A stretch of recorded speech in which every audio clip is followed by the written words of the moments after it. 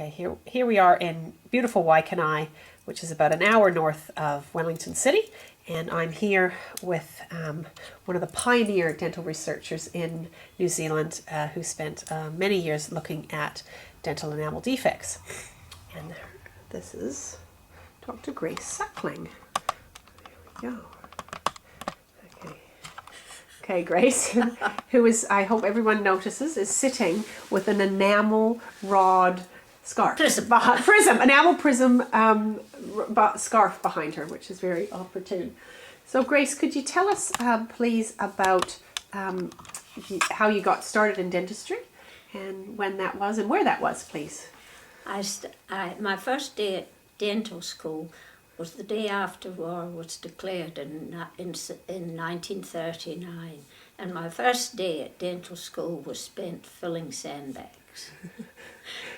I graduated in 1943 and then had a couple of years in the school dental service before going south to England to work for 5 years in a dental practice.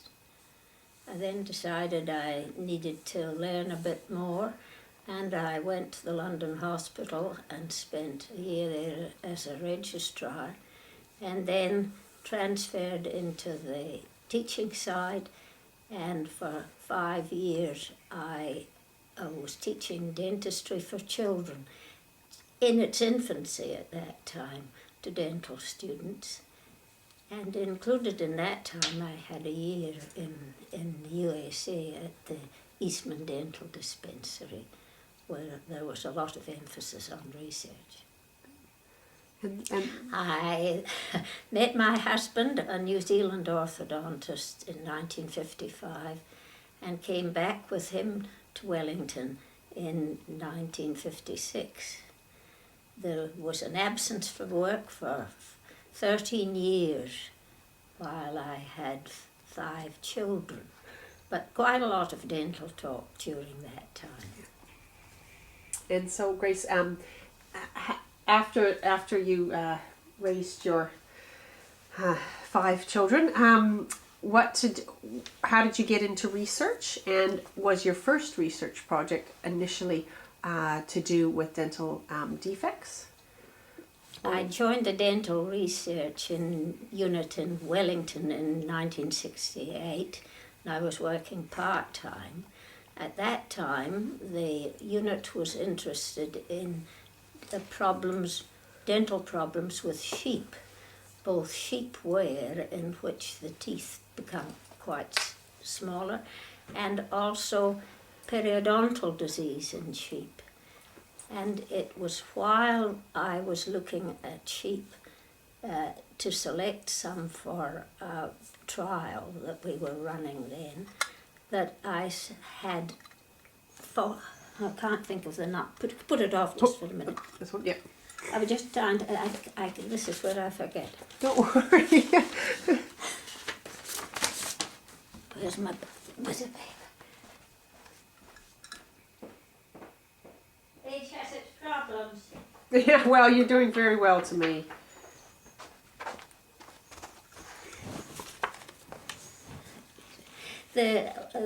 We were looking for a group of sheep to watch the progress of periodontal disease, and out of the 48 sheep I looked at, 18 had hyperplastic centrals.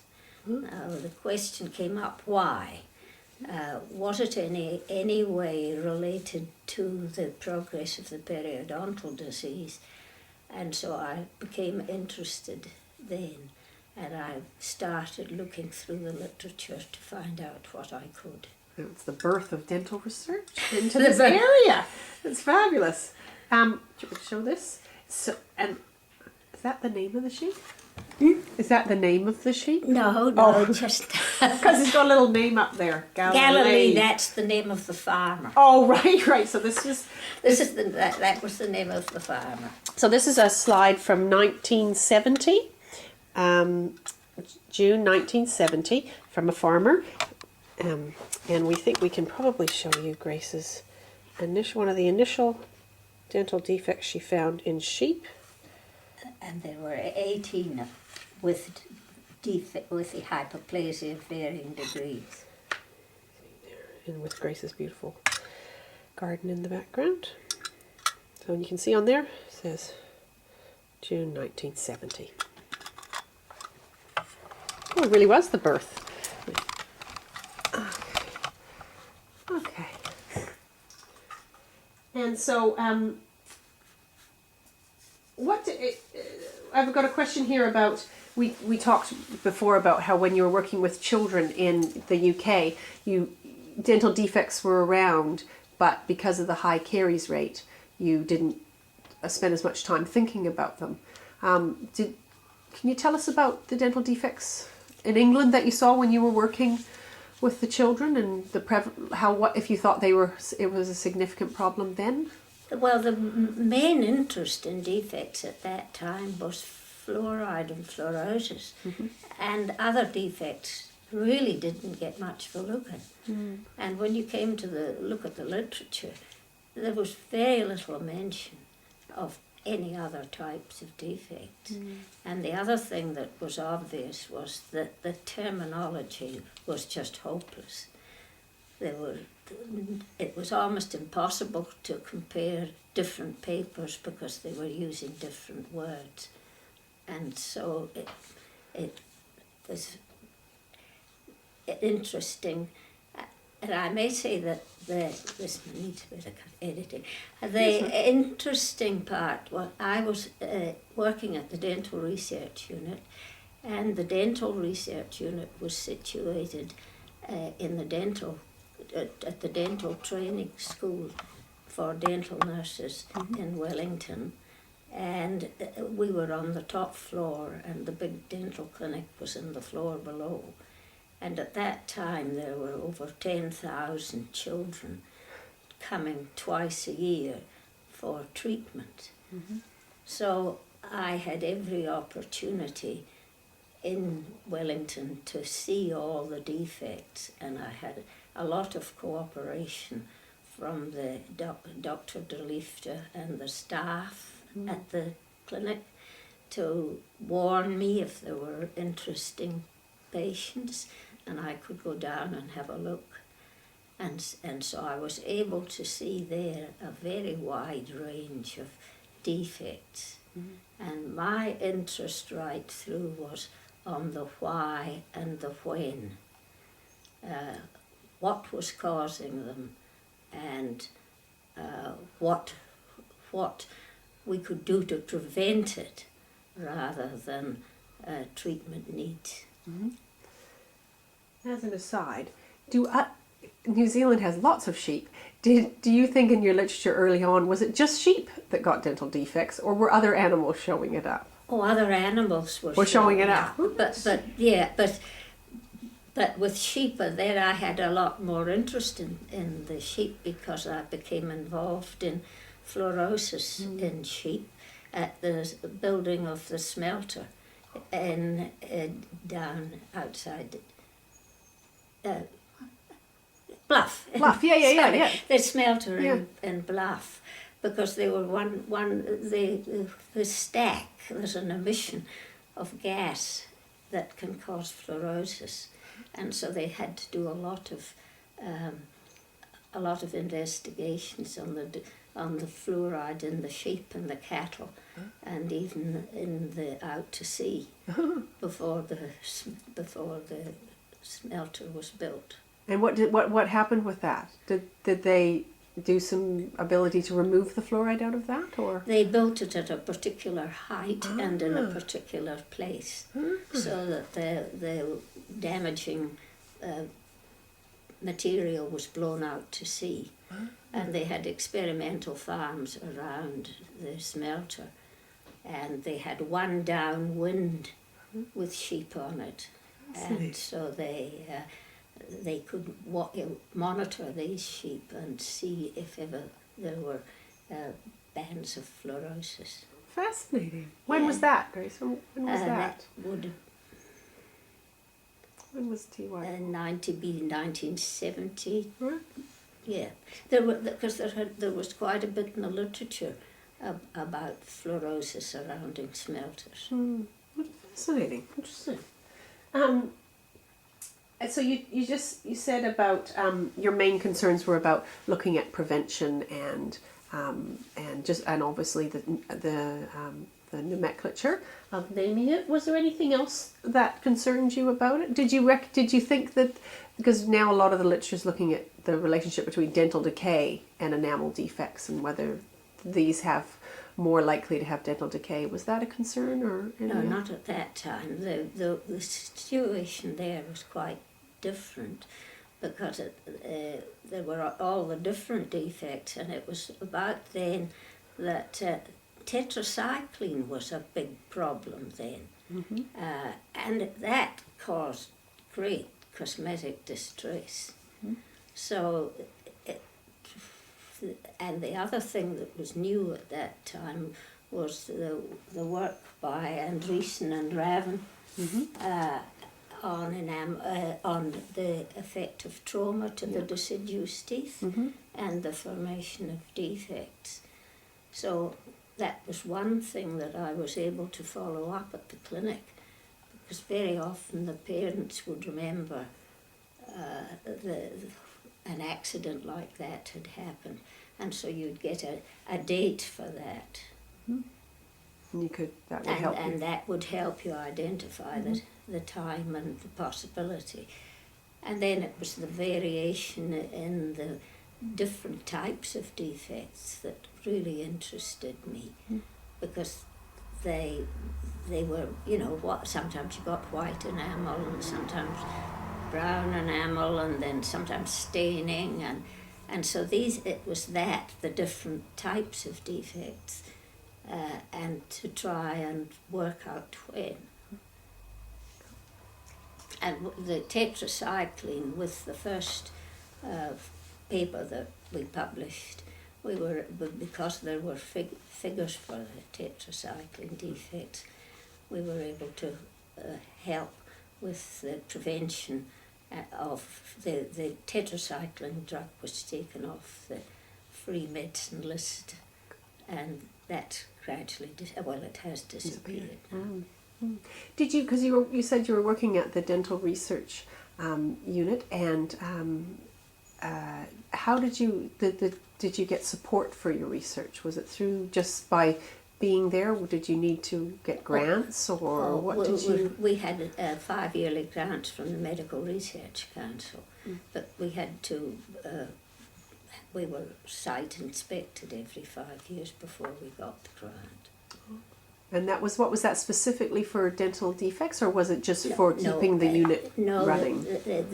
Each person in the unit had to write up there what they proposed to do for the next 5 years, and produce evidence that they'd actually done it. Yeah, that's often the hardest bit, isn't it?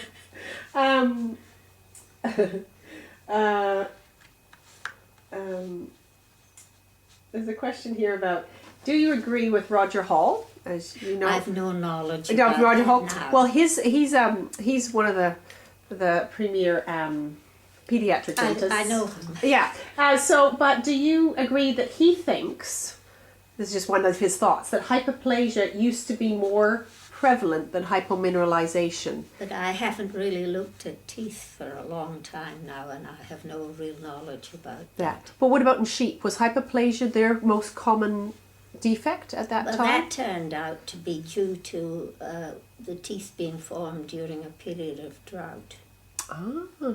So So that was the external.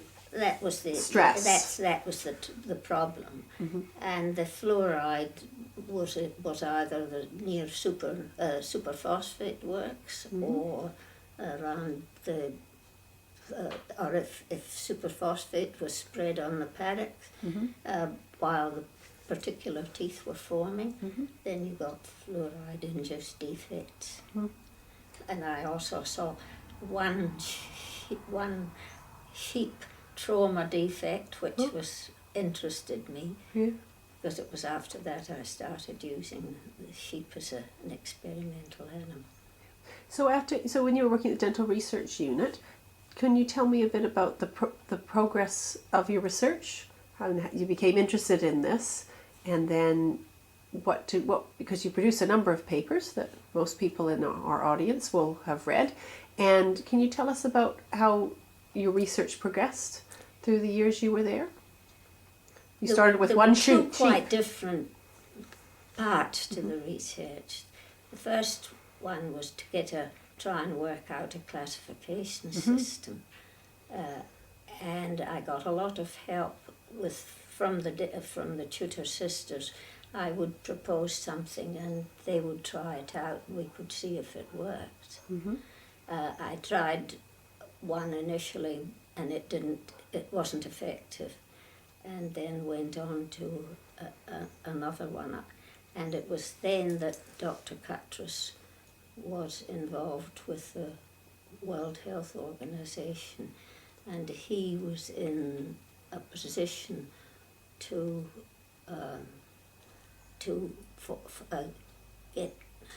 stop it for a minute. No, you're doing great. I'm very impressed. You've barely taken a breath. You're doing great. Well, yeah. This is the... Yes, we got to show that. And this is the history of that's the Yes, paper yes. that tells Yes, the whole I've read thing this. about it. Yes.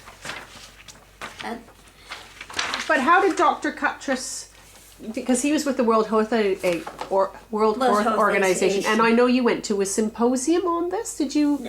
no, he was able to form a group Yep. to pass To help with the... he was able to get the formation of the it's off, isn't it? What's that?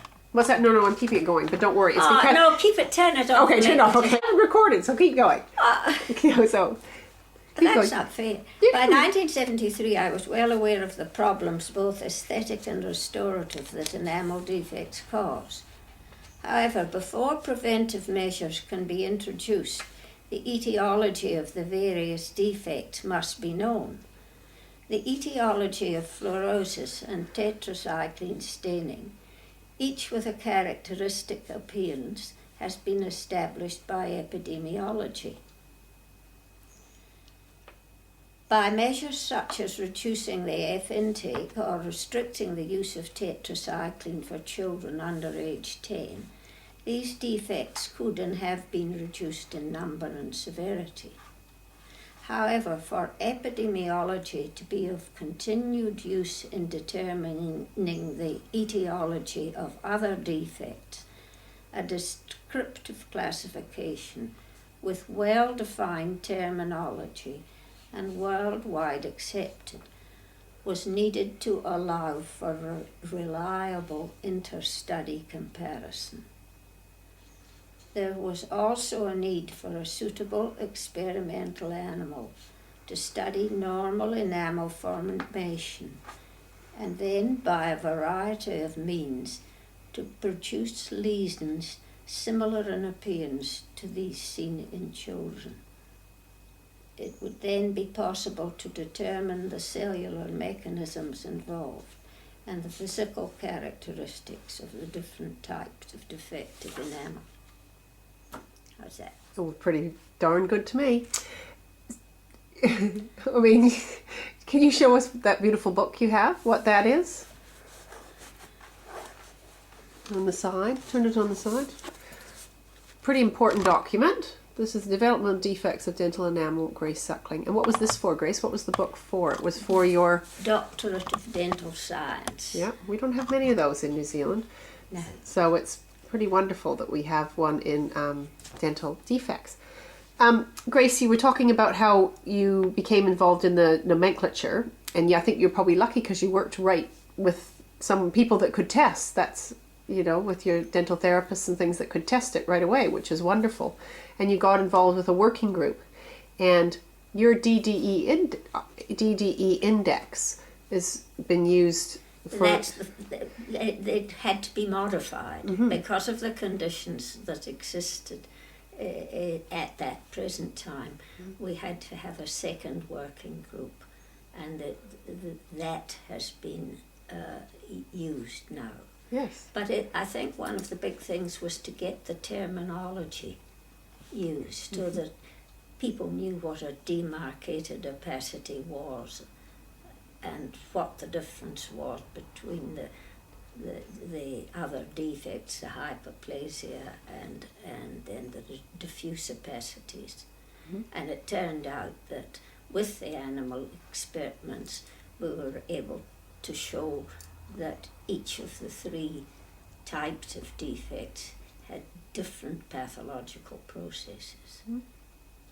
You've got some photos there, Grace, that you were using. Could you show us? Because I think it's fascinating. That's the tetracycline one. And you can see how badly it affected the aesthetics.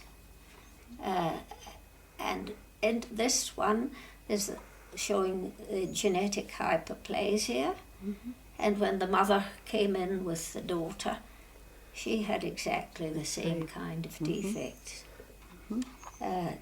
This is Polynesian amelogenesis imperfecta, yellow teeth. It's interesting because we're talking to an Australian and New Zealand audience, and I tell you, that doesn't exist in Australia. And I thought it was a made-up condition until I started working in New Zealand again. And it is definitely its own special type of amelogenesis imperfecta, that type, and very difficult to treat. And as you see, that's probably one of the first sort of descriptions of it. Do you want to see some? Sure. I'll get them. I've got some upstairs. Oh, cool. Yeah. So it's a specific, and what it and Grace will tell you that it affects only from the threes back. Everything else, the anterior teeth are normal. Sorry? Oh, I was just telling about Polynesian teeth. No, they're all abnormal. Well, some of the, except for some in the Polynesian, the front four, they're not as affected. They're probably microscopically affected, but not macroscopically. Now there's your hypoplastic teeth, and there used to be quite a few in the upper premolars, or the premolars, because of the early extraction of deciduous molars when the roots were affecting the developing teeth. Oh, abscesses and. Yeah, that's right.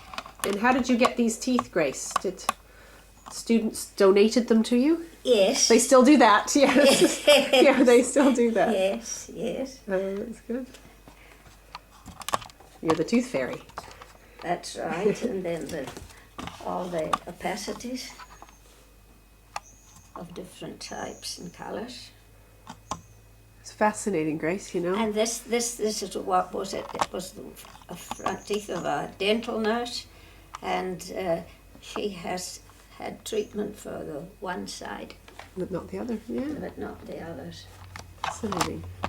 So it's good to know it's not a new problem, No. Grace, because, you know, there's a lot of research going on into this now, and it's good for people to know that it ain't a new problem.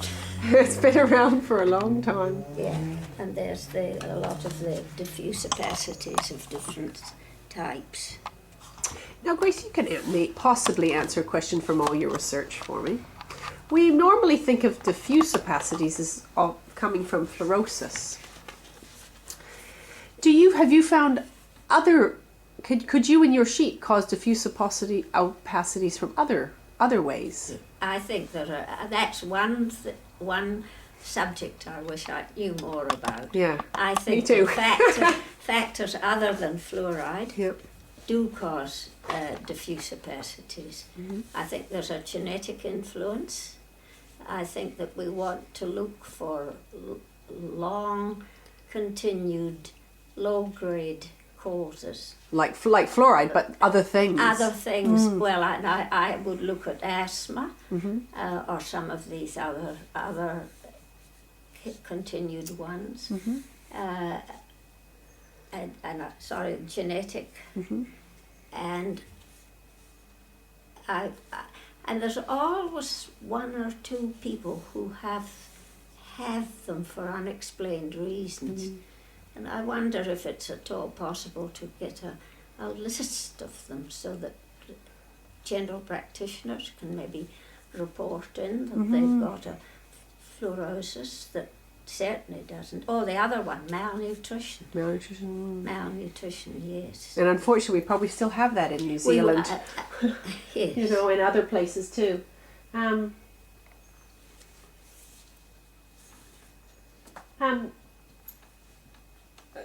Question here.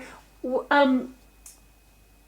do you think? Are you excited by the fact that dental enamel defects is they're being researched extensively? It's an exponential number of publications on it.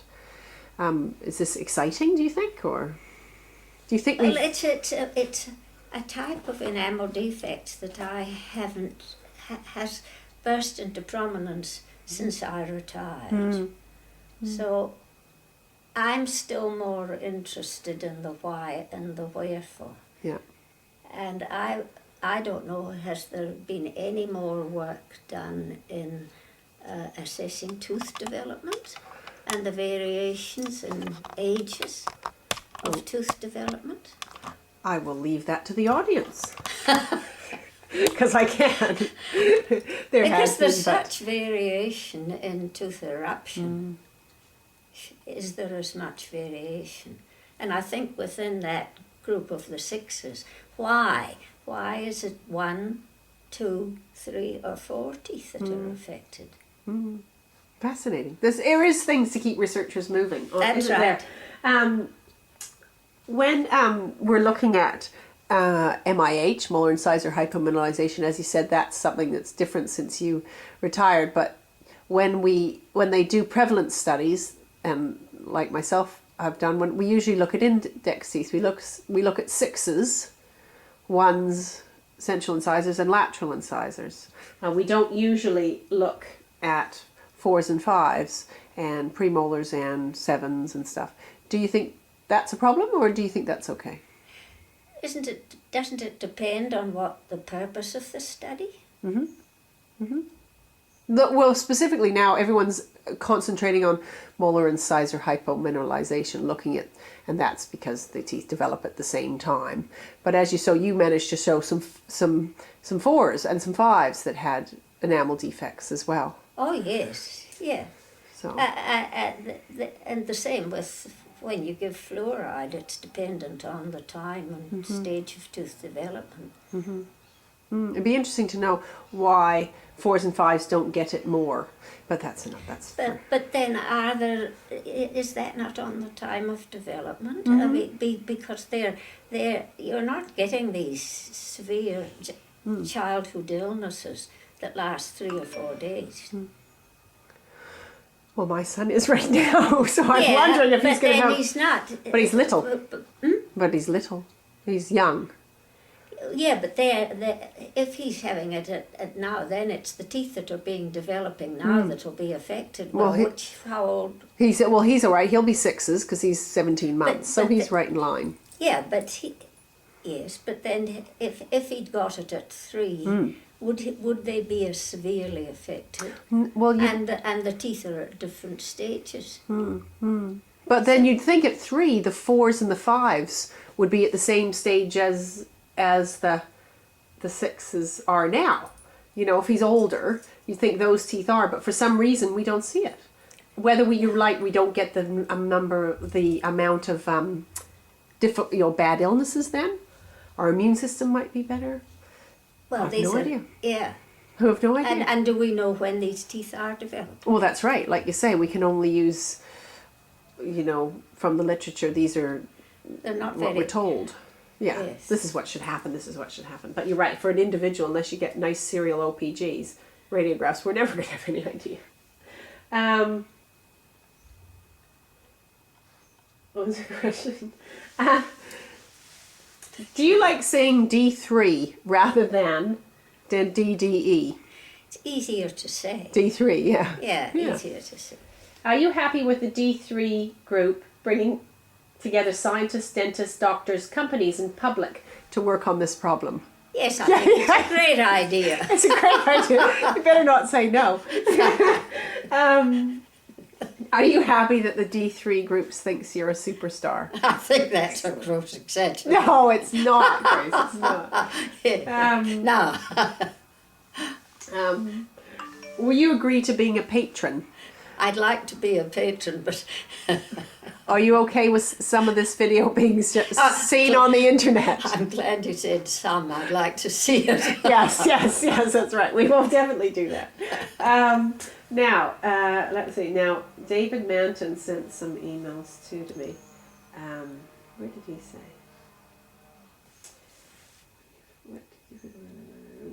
Yeah, you said that. Yep, said that. Studying the dental enamel defects has obviously given you lots of food for thought for over the years. Do you think it was a good thing to be a dental researcher? Would you wish you'd done something else in dentistry? I think I've been extremely lucky to be able to do what I've done. I've had amazing cooperation from other groups of researchers, from the other members of the unit especially, and from the staff at the clinic. So I've done very well. Mm-hmm. And what are you up to now, Grace? Surviving. No, you're not. Are you going away? Have you got any travels? Yes, I'm going to Brisbane over the holidays. That's right, over that time. Yes, Grace is often away. Have you got any words for young researchers of wisdom in dental enamel defects, I guess? There's so much still to find out. It's to get into the particular field that interests you. We're very glad you chose dental enamel defects, that's for sure. Thank you. So Grace, can you tell us about the models you have? These are an example of the Polynesian yellow teeth, and this person had all her teeth extracted, and my husband mounted the teeth in acrylic and was actually using them to practice making bands. Orthodontic bands at one point. But you can he had to construct his own, did he? Yes, at that time. Wow. Yes. I'm just going to focus in.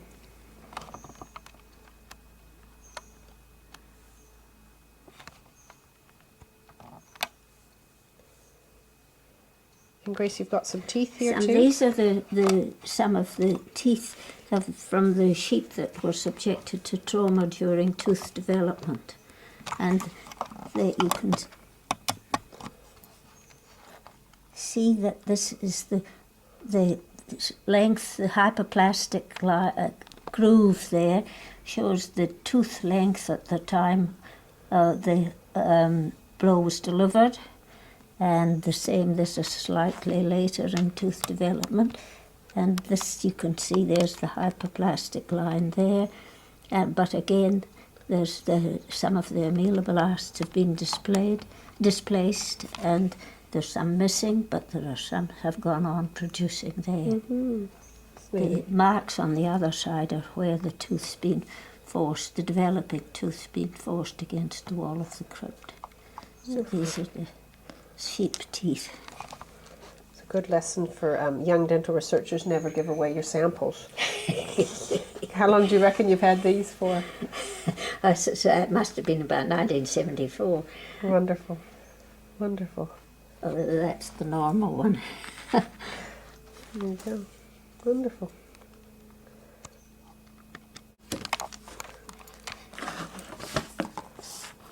It's all the trauma ones, and there's the dissection of a developing tooth in the crypt in the jaw with the deciduous teeth, the deciduous incisors, and the crypt and the mandibular nerve. Oh, fascinating. And what did it is the mandibular? Forgetting. Tell me, did you do this up in the dental research unit itself? I went to the abattoir and collected a whole lot of lower jaws of sheep, and to age the sheep we had sheep scalps delivered from a Wallaceville Animal Research Unit, and there was a bit of a commotion when these 3 heads were delivered each month. There's Grace's samples again coming in. That's fascinating. And then here's an interesting one of trauma, which the tooth had been pushed up, and you can see the missing enamel, but also the white enamel. I was always very intrigued why there should be white enamel around the edges of the defect. Mm-hmm. You could see the groove there where the tooth that had been the stage of development when the problem arose. And what about these ones? These ones were again trauma, lower incisors knocked out. This was a cleft palate, so there's quite a bit of, must have been probably trauma during an anaesthetic. Wonderful. Again, this is from the 1970s, Grace? They've been collected all over the years, yes, a lot of the early photographs from the mid-70s right on till about the mid-90s. And I was quite amassed quite a lot of interesting material. Mm-hmm.